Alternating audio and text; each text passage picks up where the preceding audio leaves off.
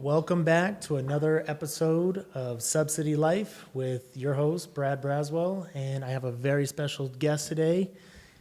Really good soccer coach. He coaches both my kids and everything else. Alec, can you go ahead and introduce yourself a little bit? Yeah, I'm Alec Kuklish. I've been coaching at players for about 5 years, and yeah, I have the 2013s with your youngest, and do some other trainings off the side with your older one. Funny story with your older one, how we met. And I have the 2011 boys elite and academy teams. So. Yeah, and it's one of those things that, with the kids these days, really getting that academic level, players as a club really push these kids. It's not like a recreational, soccer club. Can you kind of tell me a little bit how you got that background of becoming this soccer coach type deal? I've been playing it. Yeah, I've been playing, for about over 20 years now. It goes by quick. That's the thing. So enjoy it when you're playing. But obviously, at my end of my career, I developed injuries, ACL a couple of times, meniscus. So I still had the love for the game, and I wanted to give knowledge that I wish I knew when I started growing older to these younger kids. And if they can learn some of the things that I wish I knew sooner, then it'll help their careers or just their development process or even their mindsets on how they go about life. And that's really important to me. And that's maybe not the biggest decorated background in my playing experience, but I've definitely been around some of the top coaches, played a lot of top players, and just love the game. And I believe if you know ball at the end of the day. And there's some people that really do and don't need the biggest backgrounds to understand the game and talk and know the right things for players. So. Where exactly are you from? I'm from Seattle, Washington, Marysville. I moved back down here. Not back down here. I moved down here when I was about like 10, 11 years old. Family's work and everything brought me down here. And to go into that, I was playing rec up there. It wasn't as big yet. It's really took off, the club scene out there in Seattle. They had select, but it took off after I had left. And then I came down here. I played for Chivas, a Mexican league team, and kind of played a little 2 leagues, rec. They had the Desert Breeze or Rainbow League. I was doing that, and I was only there for like 3-4 months before I got into club. And my first club down here was New Sport. Went to my first trial, and I remember I was so nervous and being all humble. I was a good player. I was really good on rec, but I'm down here and doing my first club trial. Now everybody's really good, and it's like, okay, I don't know anybody. I have no friends out here. I was trying out for 97, so I'm a 97, but back then they had a 97, 98 cutoff based on your birthday, so you could play on either a 97 team or a 98, depending on that birthday. So I made the 97 B team at the time, and I remember thinking about it, and I was like, oh man, I know I was nervous, but I think I can compete with those kids. So they gave a call, or one of the other coaches gave a call to the 98 coach, and he reached out to my parents, and he was like, yeah, have him come out to a practice. I'll have a look at him. And I was like, I was less nervous because I've already been through, a 3-4 day tryout, and I already had my butt whooped in those tryouts. So it's just like, I'm just going to go out there, do my thing. I love playing. And I remember just being that young kid, I was just like, just give it a chance. Just go have fun. And I did have fun. And I remember he called me back that night. He called my parents, and he was like, yeah, we absolutely won, and we love what we saw. And I was like, all right, made a 98 A team. So I was like, all right, let's do this. Through the years, I was very loyal to the same group of team. We changed a lot. We changed players. We changed a lot of club names, but I stayed with that same group throughout majority of my youth career until maybe the very end. And we went through New Sport, we became our own entity, then we went players, and we went downtown, then we went back to players, and then my final year I went to Neon, which I think they are Albion now. They're Albion now, but it was Neon. And one of my biggest regrets was leaving my final year, that squad that I've been so loyal to, because Sharif was my coach at the time, and I saw my friends win a state cup championship, and I was like, man, I want to win a state cup championship. So I said, I'm going to go join their team. And it was probably not the best move for myself. They're a great team, and great coach was there, but it's your senior year, they already know their players, and It's more about getting you to the next stage if that's where you want to go. You want to go play college, then you need to be with people that are probably going to get you there. And I don't feel like I was in the right spot or made the right decision there. So that's sort of my story really briefly. But does that really take a toll? Like, how long does it normally take for a new player coming onto a team and playing well with understanding, what your teammates are playing and what they're going to do? How long does it normally take for, a kid to really get into a new team? Oh, that's a great question because it really depends on the kid and the environment and the team and the coach. So there's certain kids that'll blend in right away. Maybe the play style is right there with them and the kids around them they get along with and the coach is right there. Others, they could be nervous, nervous to be around those kids. Maybe it's a new challenge. Maybe it's a whole new system of play. Maybe the coaching they've never had before or the style of coaching that they're being taught or how the coach even talks to them. So it really depends on the kid. I know it took me, a while. I had to feel belief, and I didn't have too much of a change up because I was one of the originals in that team. So it's I was always comfortable in the sense of I've been here. I usually know what's going on with my team. I'm familiar with the coaches that are being brought in. But I think it comes down to the player and just how they react to certain situations and how they can adapt to a team and adversity around them. That's the biggest thing.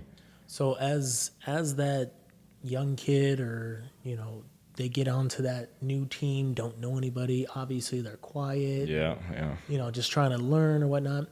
What advice would you give to that kid when he does join that team? Because my son did that a few times. Yeah. And I just tell him every time, just listen, go out there and show him what you're made of. Yeah.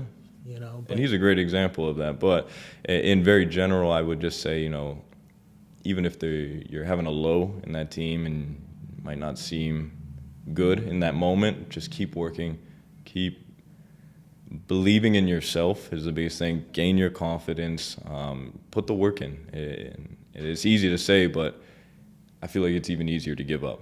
And for those kids that are, challenged with a new environment, just keep plugging away at it, keep listening, keep learning.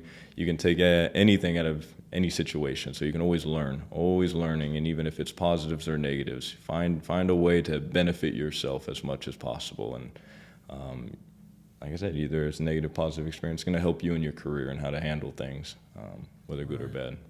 So as a coach, and seeing the new kids coming onto the team or putting new teams together and things like that, as a kid coming in to a new team, as a coach, what do you actually look for? Like, obviously you don't want the kid coming out and doing all these tricks by himself and trying to go through those. As a coach and trying to progress that young kid, what do you actually look for when they get out there so they can kind of understand and keep in the back of their head, okay, I know my coaches look at this, and this. Right. For me, first thing I look is attitude, and that's the biggest thing. How do you come out on the field? How do you interact with your teammates? How do you interact with your coaches? How do you handle information? What do you do when somebody tells you to do something? Are you giving instruction? Are you being a leader out there? Are you leading by example? When you make a mistake, are you throwing your hands up and giving up and getting pissed off, or are you getting after the next play, try to win the ball back? What happens when your teammates make mistakes, or you're on the team maybe in a practice that isn't doing too well, or you are on a team in a practice that is doing really well, scoring all the goals? How do you thrive in those competitive environments, and how's the body language? I can tell a lot by players too, just how they're carrying themselves, and that's what I really try to teach my players, even in training, is to always carry yourself appropriately and professionally. Attitude is the biggest one. Obviously, we can look at their technical ability, the physical attributes of the game. That's all important, but I think if you're asking me, the biggest advice and how you want to impress coaches is definitely your attitude and how you're playing in the game and what your interactions are with mistakes and players and coaches. I really like that. That's very, very good information.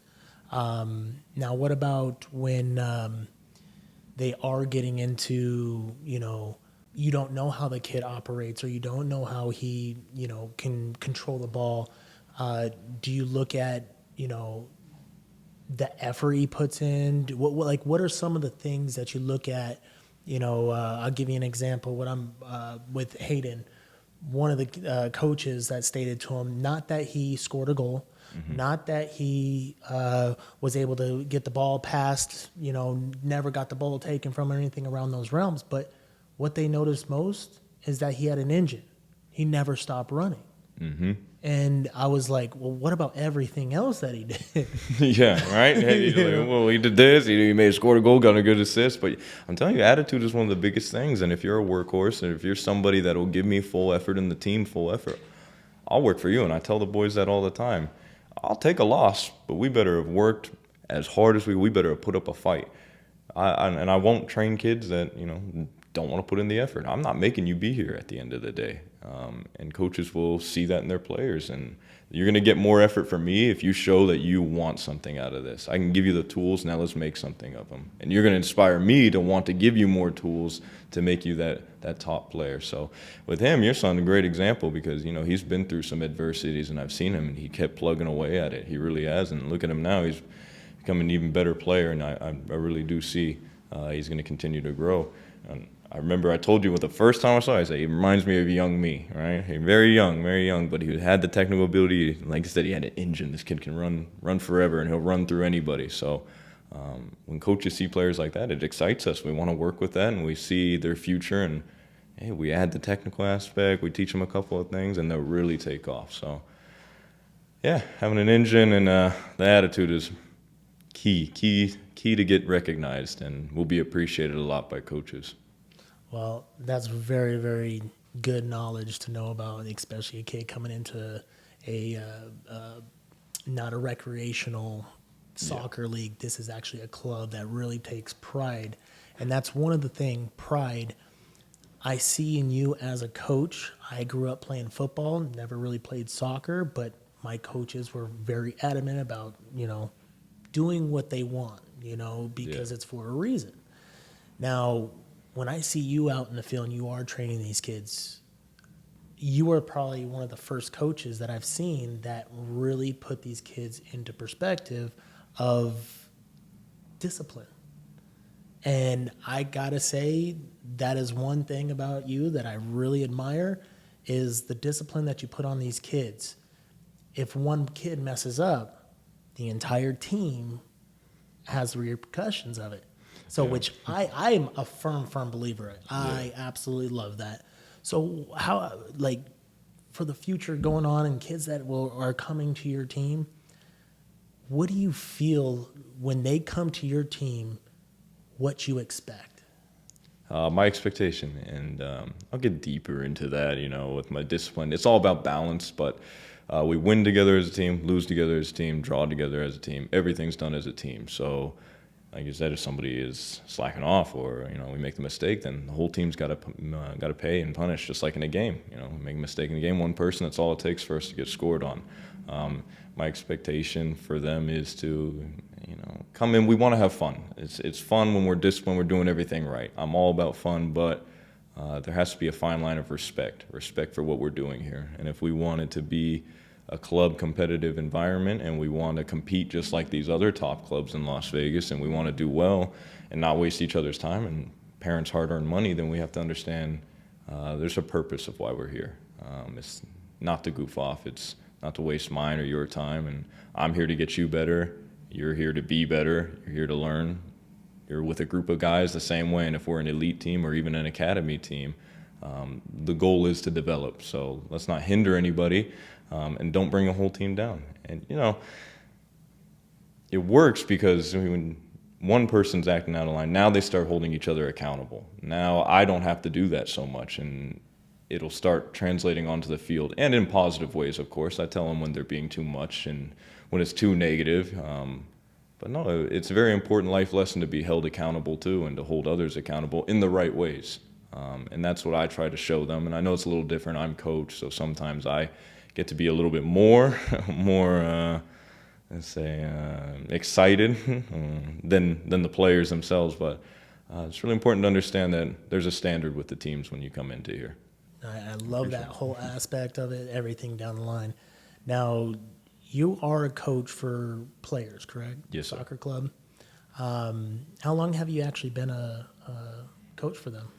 For them, this is when I got here in 2020. I came back from college. I think it's going on 5 years. That is awesome. What are your top 3 favorite moments in those 4 years of being with players? Top 3. Top 3. And get a little detail behind it. Getting my first team was really exciting. So arriving and actually being at players, as corny as that might be, just being a part of it. Because I came from, a smaller club in Henderson, Tactical FC, and we had a couple of kids out there, but it was nowhere near what players was. And I've played for them in the past, so it's kind of like, oh, this is really cool. I was playing here not too long ago. Now I get to be a coach, and now I have my first couple of teams. So it was really exciting. That was one of the best parts. Second part being, again, it might be a corny answer. It's just watching these guys develop, especially with my first team, 2011s, in both groups, both my elite and academy team. They definitely went through some struggles. We've gone through, Alliance League, which was wreck when I first started, and we get our butt whooped to, girls teams and just teams that, they're just starting out like us, and then we're building up and we're getting better. We're going through bronze, silver brackets, and now this year we're finally going to make the jump to gold and really try to compete. So. And even with the academy side, we had some rough days, and all those parents, we all look back and laugh at it, but now it's gotten better and better, and they're seeing their boys are trusting that process, and they are too, and it's paying off. And a lot of it is what I tell them to do is do the work at home. The extra work at home will separate you from other players. So watching them really develop and take off, that's the second best part. I'm going to be a little selfish, even though it was towards the end of this last year, this last season, so around, what was it? When was that Vegas United Cup? The Jeff Bush Cup and State Cup. So in both my teams, elite, they won Tier 2 State Cup. Very good against a team that has given us some trouble in the past. So that one felt really good for them, and got to take their first trip to, President's Cup in Salt Lake City. That was really cool for them. They worked really hard to it, and I told them since the beginning of the year we're going to win at least Tier 2 State Cup. And some of them don't believe you at the time until it's actually starting to happen. They're like, "Oh wow, coach! Like now we really got to buy in and we'll keep working." Academy team, same thing. They didn't do State Cup, and I know they were a little upset because they were like, "Oh, Elite's doing State Cup and we're not." I said, "This Jeff Bush tournament, this is your State Cup, and we're going to win it." Told them 2 months out. I remember at the practice, they were like, "Oh, okay, sure. This is the academy." So I was like, "Just watch. You guys, we're going to train. We got a program for this. Trust in this process. We're going to win it." And they did. Both teams won it with a weekend right after each other, and it was fantastic. Got 2 trophies, and that's my selfish moment. I got 2 cups, and those are 2 of my first trophies as a coach, and especially at players. So that one felt really good to get with both of them. And funny, in the final for the academy, they were playing some California team, tall players, giants, towering over them. I just remember I was telling them, we just put it together, calm the nerves before that final, and let's put one more game together. You guys have been playing really well this whole term, and just believe anything can happen in football. It's a beautiful game, and they came away with that win. That one felt really good. So that'd be my top moment of being at the club, yeah. That is absolutely phenomenal. The experience that you had from having literally your first team to going all the way through to winning your first 2 championships, that's got to be the most exciting thing in the world. Like, now if other kids want to, kind of follow in your footpath in wanting to win a championship or whatever the case may be, do you ever do any side training or anything around those realms to help develop some of these kids? I do, yeah. I do my own personal training. So for me, for other people, it might not be their full-time job. This is my full-time job, and it's my passion at the end of the day. So I want to make it work as best as I can and make it my living just because I love it. I love it so much, and I don't even worry about, the financial side of it right now. I don't, because I genuinely want to help these kids develop and learn information I wish I had. And friends that I knew messed up, didn't know certain things, I want to give them that. And there's a lot of wasted opportunity and potential and talent, and especially in Las Vegas. So I provide affordable private session trainings or group trainings. I'll do them before or even after my sessions throughout the week. I train usually 4 days out of the week with my team, so I go every day. Wow. I used to do Friday games. With the younger ones, I'll do the Friday games, but Friday I let them have their day, and then usually on the weekend we're pretty busy with games and other trainings. Sundays are my best days when I get out there at one of the local parks out here and try to get with them. And for me, there's certain programs, but I also, if they're guys on my team, I really want to focus on maybe mistakes or things that are lacking in their game. So I really try to personalize it for them and make them better, because there's certain coaching styles that they put a program together and this is what everybody's doing, and that's fine. But if I know you as a player and I know there's certain things about your game that isn't sharp or you need a lot of work on, let's work on that. Let's spend some time really talking about it and putting some specific drills or game situations like that, so that way you're more prepared. Do you work with any other coaches with the trainings and stuff like that? I do, yeah. So we do have this CSDA, which is a College Soccer Development Academy. I work with Ada Green and Jay Luff. They have a very long and extensive decorated background. Very good guys, care so much about the development of kids, and even the older ones, getting them a home, and especially if their next step is to go maybe collegiate or even beyond that, it's to give them the opportunities and the right information, the right places, the right people to go to with that. So right now we're at Dorrell Red Rock High School, and we will do a couple of camp sessions there. We're planning on doing a lot more Fridays and Sundays. It'll be up on our website. It's through the College Soccer Development Academy .com if you want to see more of the packages and promotions that we're doing. Yeah, so we put it together with a couple other coaches. We might have some more helpers out there, but it's really good. Going to focus on maybe the speed and agility side of it, mixing it with shooting, some smaller games, technical abilities, all that stuff to make them overall sharper players. So if you have kids that, are going through all the college and everything else, and now they actually want to become a coach, can you give any advice towards those kids that if you're ever looking to become a coach? And Absolutely. My biggest thing is if you're playing and you want to get into coaching, I'd say go as far as you can with your playing experience, because it's only going to help you. So go as far as you can, and I know a lot of players right now that are older and they want to get coaching right away, but they're good enough to go at least experience maybe a college level or go and play for a semi-pro team. At least get as much knowledge as you can, and then when you're ready to get into it, do it for the kids. Focus on it being for your love of the game and your love for developing young players and wanting to give them the right information. I wouldn't focus too much on the money side of it. Just enjoy it, and it's a fun experience. It's really awesome to see your players get better and better each day, or you build a relationship with these players and you can tell you're having an impact on their lives. You're a role model to them, and for me, 4 days out of the week, I see these kids almost every day. I'm a part of their lives, and same with the parents. We see each other almost every single day, so you're really contributing to your community by working with these kids and these families, and it's a responsibility that their young lives are kind of in your hands, and it's about molding them, not even for the game, but for life itself, to contribute good human beings for society. I love it. No, and it also helps for their future, development for working and Absolutely. Keeping your head on straight. No, Absolutely love it. Do you have any social media or anything that I do. Your Yeah, so it's on Instagram on APK Foot, so APKFUT, and that's my Instagram page. And you can see that I post all sorts of stuff, our teams, pictures, some training sessions, some quotes, all sorts of stuff. So if anybody wants to reach out to me there too, they can.